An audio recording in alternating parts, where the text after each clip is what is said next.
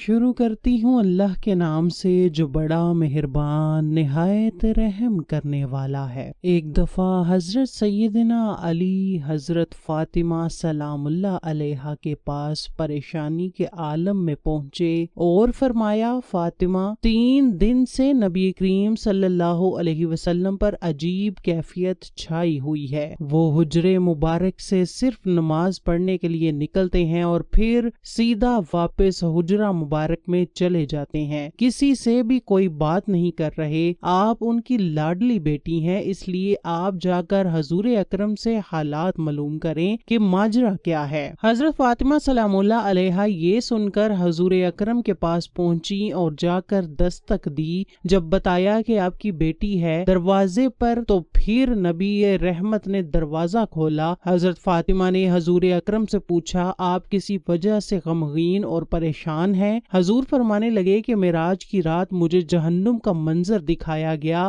میں نے اس میں 6 عورتوں کو عجیب طریقے سے عذاب میں مبتلا دیکھا، میں اسی وجہ سے اپنی امت کے غم میں مبتلا ہوں۔ حضرت فاطمہ نے عرض کی، یا رسول اللہ، آپ نے جہنم میں کن عورتوں کو دیکھا؟ آپ فرمانے لگے، میں نے ایک عورت کو دیکھا جس کو اس کی زبان کے ذریعے سے جہنم میں لٹکایا گیا تھا۔ وہ عورت دوسروں کی غیبت کرتی رہتی تھی، لوگوں کو تانے دیتی اور گالیاں نکالتی تھی۔ اللہ اکبر۔ دوستو، دیکھیں اور سوچیں کہ جب ہماری زبان ہمارے دانتوں میں آتی ہے تو ہماری تو تب ہی چیخیں نکل جاتی ہیں۔ حضرت فاطمہ نے حضور سے پوچھا، حضور دوسری عورت کون تھی جو آپ نے دیکھی؟ حضور کریم نے ارشاد فرمایا، فاطمہ، میں نے ایک دوسری عورت کو دیکھا، اس کے سینے کے دونوں پستان کے اندر ایک سلاخ ڈالی گئی تھی اور اس سلاخ کے سہارے اس عورت کو جہنم کی آگ کے اندر لٹکایا گیا تھا۔ استغفر اللہ۔ کیا کوئی عورت اندازہ لگا سکتی ہے کہ اس طرح لٹکی ہوئی عورت کس قدر تکلیف میں ہوگی؟ حضرت فاطمہ سلام اللہ علیہا نے حضور سے پوچھا، اس عورت کا گناہ کیا تھا؟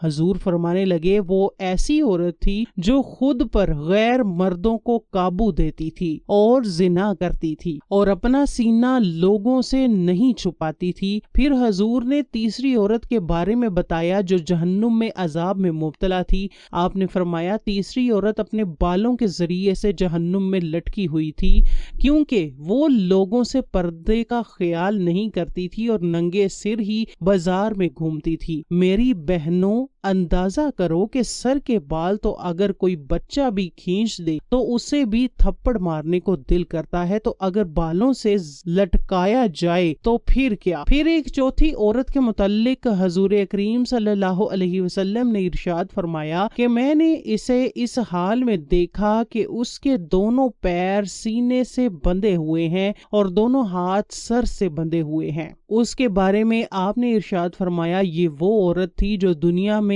جنابت اور حیض سے پاک صاف ہونے کا خیال نہیں رکھتی تھی۔ دوستو، صفائی کو نصف ایمان اسی لیے قرار دیا گیا ہے۔ پھر حضور کریم صلی اللہ علیہ وسلم نے فرمایا کہ 5ویں عورت وہ تھی جس کا چہرہ خنزیر کا بنا دیا گیا تھا، وہ اس کا باقی جسم بھی جانور نما تھا۔ یہ جانور نما عورت وہ تھی جو کہ جھوٹ، چغل خوری اور غیبت سے کام لیتی تھی۔ پھر نبی کریم نے ارشاد فرمایا کہ میں نے 6ٹھی عورت کو جہنم میں دیکھا کہ اس کی شکل کتے جیسی ہے اور وہ ایسی آواز نکالتی تھی جیسے کوئی کتا بھونک رہا ہوتا ہے، آگ اس کے منہ میں داخل ہوتی تھی۔ پوچھا گیا کہ یا رسول اللہ، اس نے کون سا گناہ کیا تھا؟ آپ نے فرمایا کہ اس کے اندر حسد بہت زیادہ تھا۔ میری تمام بہنوں سے نصیحت ہے کہ خدارا اسلام کے شعار اور فرائض پر عمل کریں اور خاص کر نماز پڑھیں اور ان اشیاء سے دور رہیں کہ جو اللہ تعالیٰ نے حرام کی ہیں۔ پردے کا خیال رکھیں اور زنا اور بدکاری سے بچیں اور کبھی بھی کسی کی چغلی نہ کریں۔ اے اللہ پاک،